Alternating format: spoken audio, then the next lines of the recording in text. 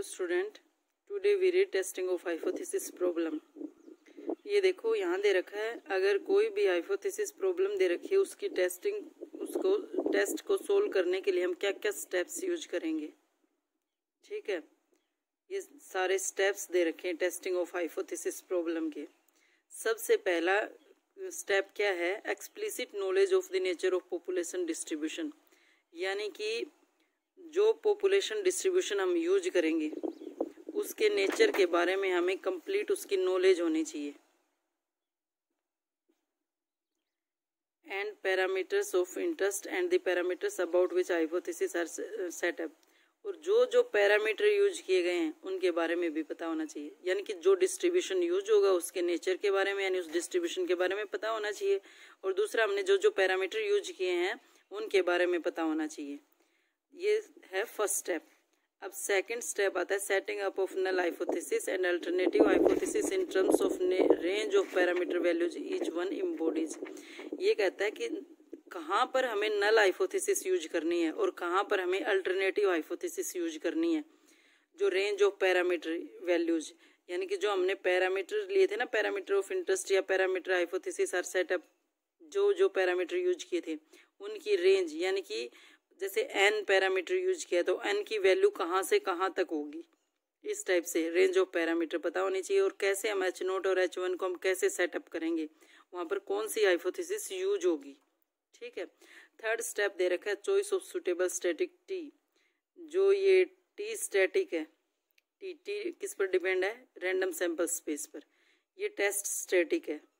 ठीक है, ये सूटेबल चॉइस, यानी कि यहाँ पर T1 आएगा, T2 आएगा, T3 आएगा, T4 आएगा, यानी कौन सा स्टैटिक यूज होगा उसके बारे में, यानी कि चॉइस ऑफ सूटेबल स्टैटिक, यानी कि T1, T2, T3 कौन सा स्टैटिक यूज होगा वो उसके बारे में पता होना चाहिए। और किस लिए पता होना चाहिए, क्योंकि ये क्या है, which will be best reflect upon the probability of H0 and H1। जो ये प्रोबेबिलिटी निकालेंगे ना H0 H1 की, उसके ऊपर सबसे ज़्यादा बेस्ट इफेक्टिव है ये, यानी कि इसकी हमें सूटेबल चॉइस, यानी कि कौन सा स्टैटिक यूज होगा वो हमें पता होना चाहिए। फोर्थ स्टेप क्या दे रखा है, partition the set of possible values of test static T into two disjoint.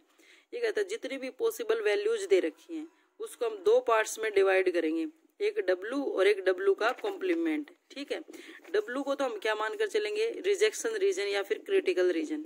ठीक है, वही होता है ना, क्रिटिकल रीजन या फिर रिजेक्शन रीजन। और जो W बार है यानी W का कॉम्प्लीमेंट है उसको हम क्या मान लेंगे, अगर ये क्रिटिकल रीजन है तो दूसरा अपने आप ही क्या हो जाएगा, एक्सेप्टेंस रीजन। ठीक है, यानी कि ये सेट, ये देखो वो W और W बार रीजन किस टाइप का होना चाहिए, रिजेक्ट H0, यानी ऑब्वियस सी बात है जहाँ H0 रिजेक्ट हो जाएगा वहाँ तो H1 एक्सेप्ट हो ही जाएगा। If the value of T falls in W, यानी जो T स्टैटिक लिया था उसकी वैल्यू अगर W में है तो वहाँ पर हम क्या करेंगे, रिजेक्ट H0, क्योंकि H1 यहाँ पर ट्रू है, सॉरी H0 यहाँ पर ट्रू है। एक्सेप्ट H0, दूसरा क्या हो जाएगा, एक्सेप्ट H0, क्योंकि अब यहाँ पर किसकी वैल्यू है, if the value of T falls W bar.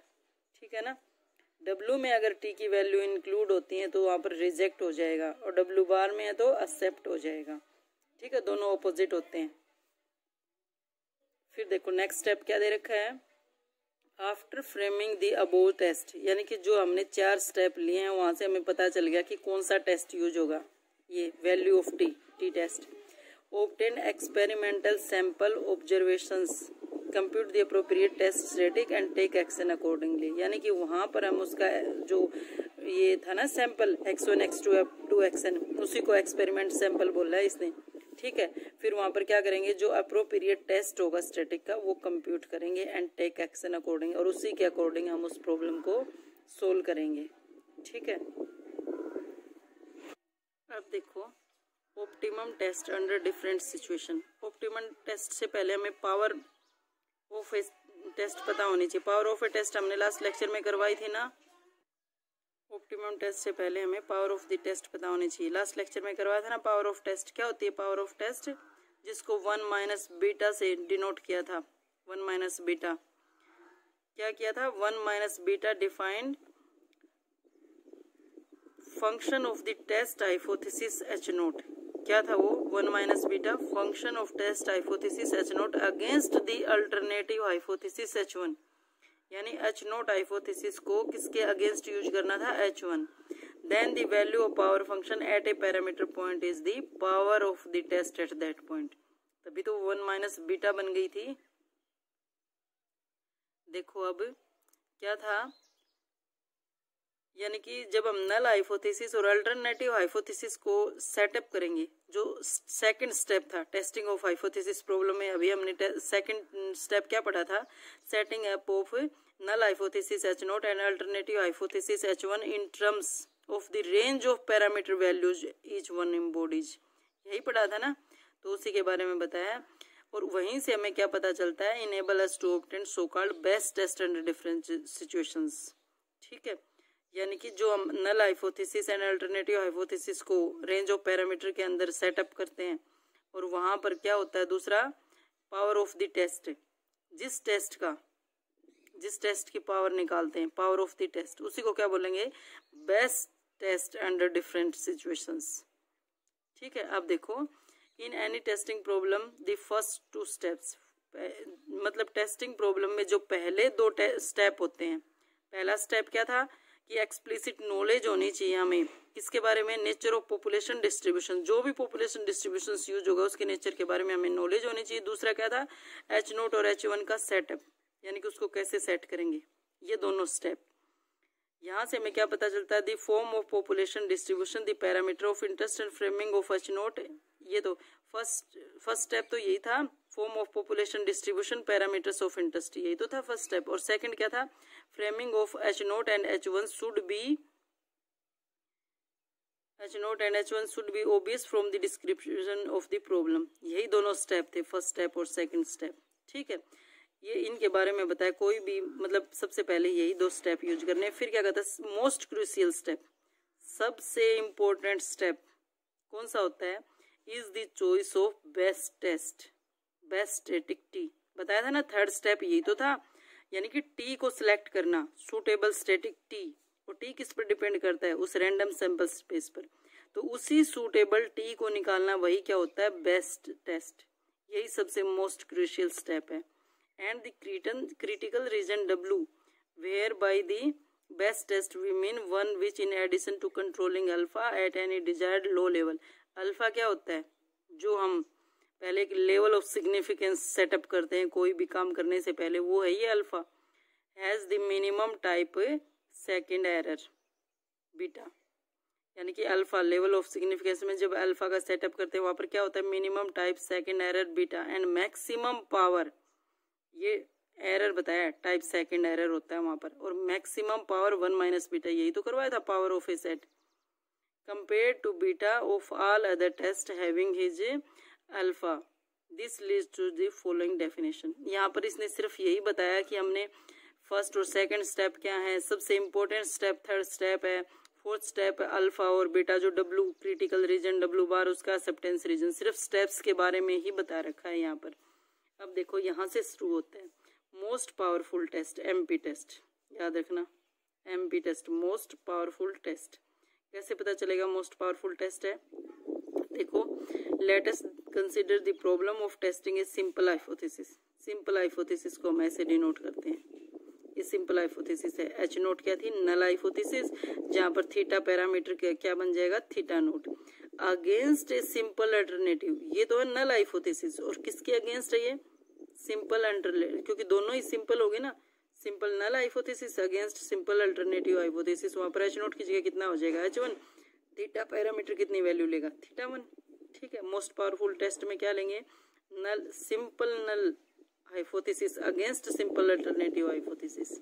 ठीक है, अब देखो इसकी डेफिनेशन दे रखी है, क्या डेफिनेशन दे रखी है, ये तो पता ही है, क्रिटिकल रीजन W है, और उसी क्रिटिकल रीजन को ही हम क्या कहेंगे, most powerful critical region of size alpha. यही तो लेते हैं W, जब जो क्रिटिकल रीजन लेते हैं उसका साइज अल्फा होता है. तो ये कहता है उसी क्रिटिकल रीजन को हम क्या कहेंगे, most powerful critical region of size alpha. And the corresponding test है most powerful test of level alpha. जो ये रीजन लिया है ना, इसी मोस्ट पावरफुल रीजन के कोरस्पोंडिंग जो टेस्ट होगा वही मोस्ट पावरफुल टेस्ट बन जाएगा. मोस्ट पावरफुल टेस्ट के बारे में पूछा तो सबसे पहले तो हमें क्या पता होना चाहिए, मोस्ट पावरफुल क्रिटिकल रीजन, और उसके कोरस्पॉन्डिंग जो टेस्ट यूज होगा वही क्या बनेगा, मोस्ट पावरफुल टेस्ट। इस रीजन का साइज अल्फा है ना, तो उस टेस्ट का लेवल कितना हो जाएगा, वही अल्फा। फॉर टेस्टिंग, कैसे टेस्ट करते हैं, फॉर टेस्टिंग एच नोट क्या थी, नल हाइपोथेसिस थी अगेंस्ट अल्टरनेटिव हाइपोथेसिस इफ, ये कंडीशन दे रखी है। ठीक है, ये देखो प्रोबेबिलिटी निकालनी है, किसकी निकालनी है, ये नल हाइपोथेसिस के लिए। अगर एक्स, ये सैंपल स्पेस है, रैंडम सैंपल स्पेस, या एक्स का मतलब क्या है, x1 x2 up to xn belongs to critical region, critical region है ये, और वहां पर क्या है, एच नोट, ठीक है, वहां पर एच नोट क्या हो जाएगी, नल हाइपोथेसिस रिजेक्टेड होती है।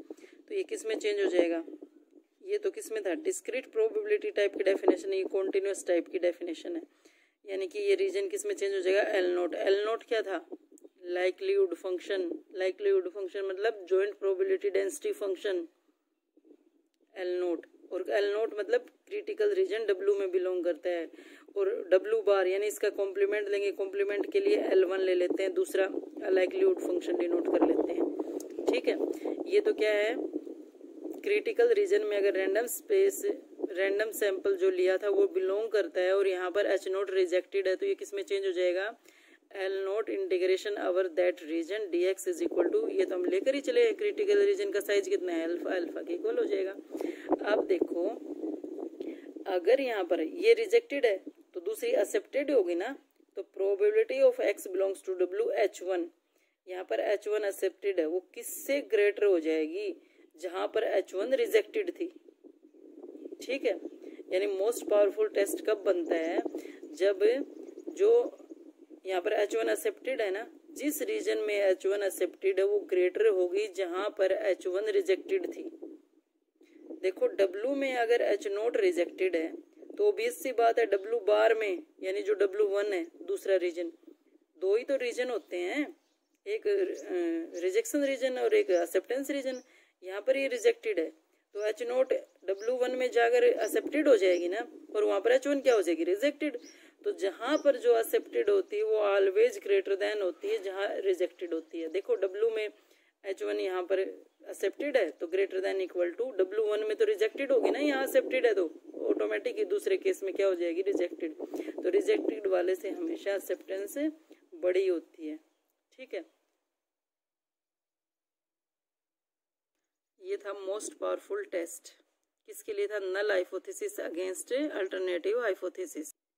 अब देखो सेकंड क्या दे रखा है, uniformly most powerful test, UMP test, uniformly most powerful test.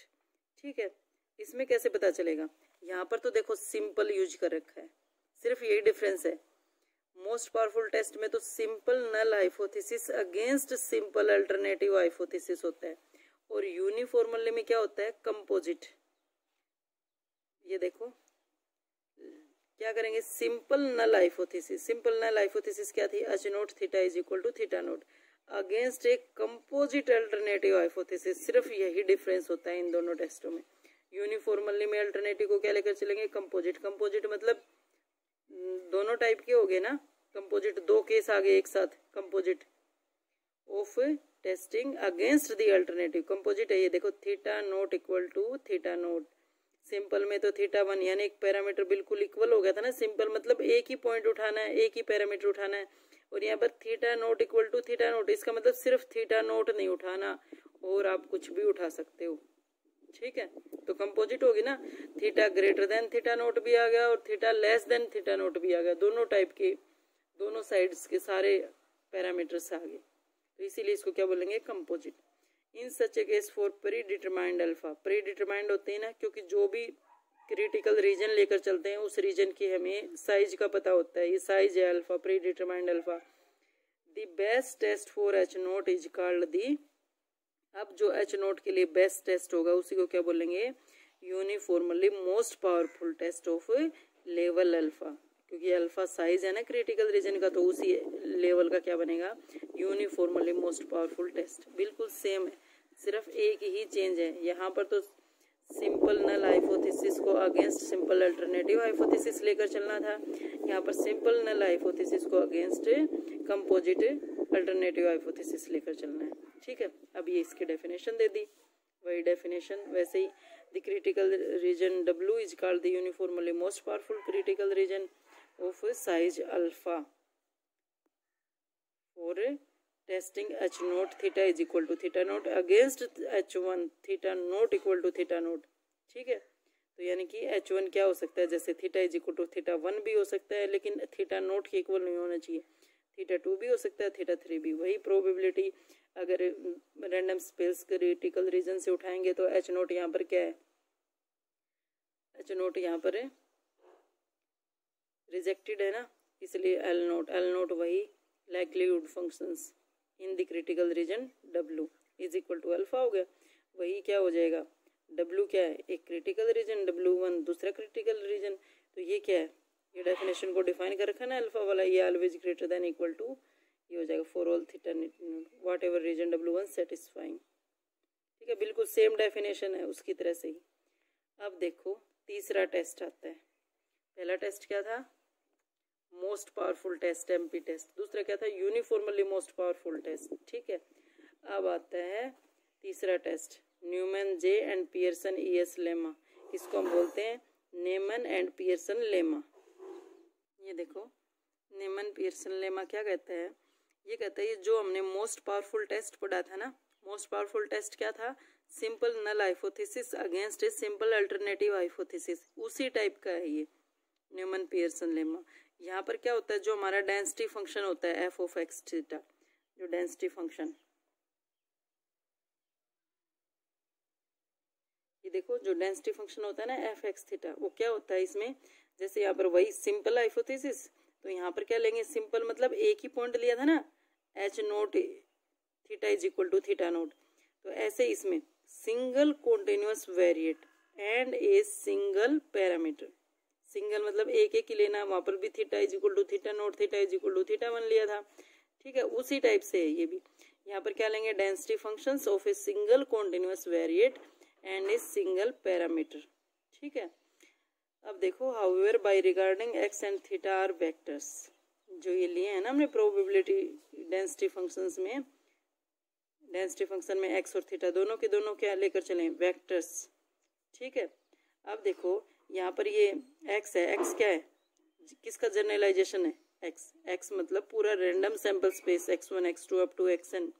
ठीक है, और ये थीटा क्या है, थीटा जो पैरामीटर्स हैं उनका collection, theta 1 theta 2 theta 3 theta के पैरामीटर्स। जरूरी नहीं अगर x वेरिएबल n है तो थीटा भी n होगा, ये कोई कंडीशन नहीं है, ये अलग अलग है। ये तो रैंडम सैंपल स्पेस को डिनोट करता है, ये पैरामीटर को डिनोट करता है। तो x random sample space x1 x2 xn आ जाएगा, और theta theta 1 theta 2 up to theta k तक मान लेते हैं।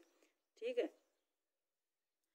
अगर रैंडम सैंपल स्पेस के पॉइंट्स x1 x2 xn लेकर चलते हैं, इसका मतलब वो रैंडम सैंपल कितने साइज का है, n साइज का है। ठीक है, वही density function f of x theta. तो ये लेमा क्या हो गया, simple hypothesis and a simple alternative, क्योंकि एक एक ही तो लिया है, single continuous variate and single parameter, तो यानी उसी टाइप का होगा ना, null hypothesis simple and a simple alternative, उसी टाइप का। तो यही कहता है जो मोस्ट पावरफुल टेस्ट है वो किससे रिलेटेड है, न्यूमैन पियर्सन्स लेमा से। ये इसकी स्टेटमेंट दे रखी है, ये तो इसके बारे में पहले बताया क्या क्या लिया है, इसमें क्या कुछ नोटेशंस हैं। अब देखो ये इसकी स्टेटमेंट है न्यूमैन पियर्सन्स लेमा की, क्या दे रखी है, let k greater than 0 be a constant, ऐसे ही ले लिया हमने, ये कोई भी कॉन्स्टेंट, पॉजिटिव कॉन्स्टेंट है ये, positive constant, and W critical region of size alpha. ठीक है, जो W क्रिटिकल रीजन लिया उसका साइज अल्फा है। अब देखो W को किससे डिनोट कर सकते हैं हम, W को क्या हो जाएगा, अगर डेंसिटी फंक्शन में डिनोट करें तो f of x theta 1 divide by x theta naught, क्योंकि क्या था ये, वही simple null hypothesis against alternative, तो अगेंस्ट जिसके अगेंस्ट होगा वही तो ऊपर न्यूमरेटर में आएगा, f of x theta 1 divide by f of x theta naught greater than की। ये क्या है, इसको किससे, थीटा 1 है इसमें, तो इसको किससे डिनोट करेंगे, डेंसिटी फंक्शन L1 मान लेते हैं, या थीटा नोट है तो इसको क्या मान लेते हैं, L नोट मान लेते हैं। ये हमारा यहाँ पर न्यूमैन पियर्सन्स लेमा में W क्रिटिकल रीजन है। ठीक है, अब देखो W बार तो इसका कॉम्प्लीमेंट हो जाएगा, ये ग्रेटर देन है तो दूसरा क्या हो जाएगा, लेस देन हो जाएगा, इसका कॉम्प्लीमेंट हो गया, ये ग्रेटर है तो वो लेस है, ठीक है। L नोट L1 दोनों के दोनों क्या, likelihood functions of the sample observations under. L note किसके अंडर है, H नोट, और L1 किसके अंडर है, H1 के अंदर, H1 के अंडर है। Then W is the most powerful critical region of the hypothesis against. ठीक है, अगर ये कंडीशन सेटिस्फाई होती हैं तभी W क्या बनता है, मोस्ट पावरफुल क्रिटिकल रीजन बनता है किसका, इस हाइपोथेसिस का, नल हाइपोथेसिस का अगेंस्ट अल्टरनेटिव हाइपोथेसिस। सिंपल है क्योंकि एक एक पॉइंट ले रखा है। तभी ये क्या कहता है, न्यूमैन पियर्सन्स लेमा किससे रिलेटेड है, मोस्ट पावरफुल टेस्ट से रिलेटेड है, क्योंकि यहाँ पर सिंपल एक एक ही पॉइंट लेकर चलने हैं।